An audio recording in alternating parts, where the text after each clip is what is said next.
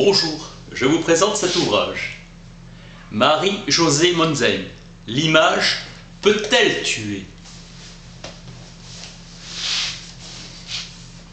L'image a triomphé au fil des siècles. La religion a fait de l'image l'emblème de son pouvoir.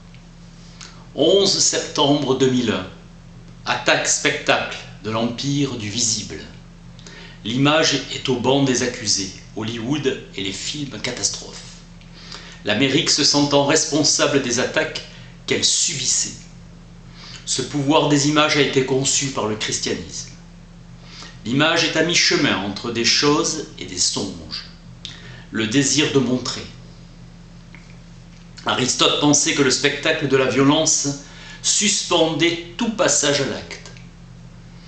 Les chrétiens firent de l'image un enjeu philosophique. Enjeu passionnel, l'image est célébrée. Apparition matérielle d'une immatérialité. Enjeu iconique de la passion. Aujourd'hui, la force de l'image serait de nous pousser à l'imiter. On reprochait à l'image de faire voir, on lui reproche de faire faire. La violence et la peur se vendent très bien, enjeu financier. Droit à l'image. Une image ne se prend pas, elle se paie à son propriétaire.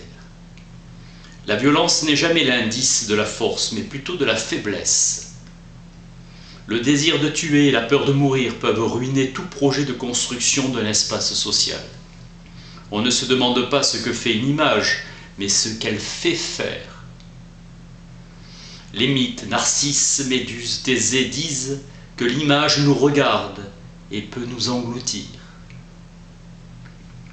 Toute image est image d'un autre, même dans l'autoportrait. Seule l'image peut incarner, tel est l'apport principal de la pensée chrétienne. La Réforme, en contestant l'autorité pontificale, dénonçait la trahison de l'incarnation dans l'idolâtrie.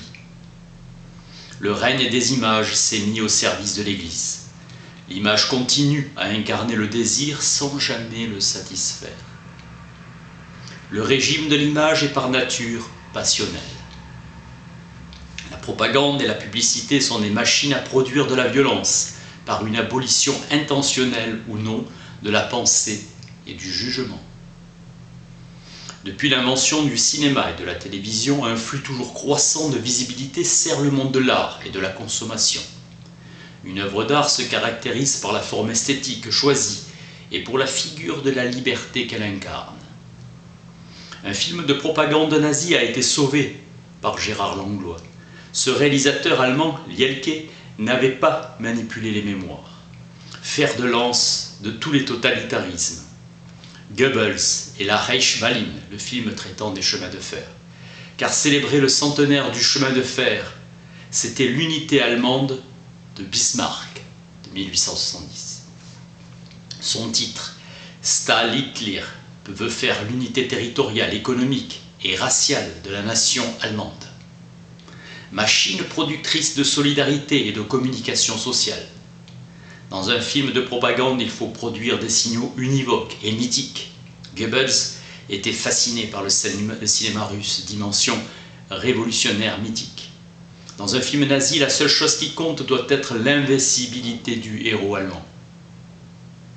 Quand l'image meurt, la barbarie commence. Jean-Luc Godard remarquait qu'on filme les victimes de face et les bourreaux de dos.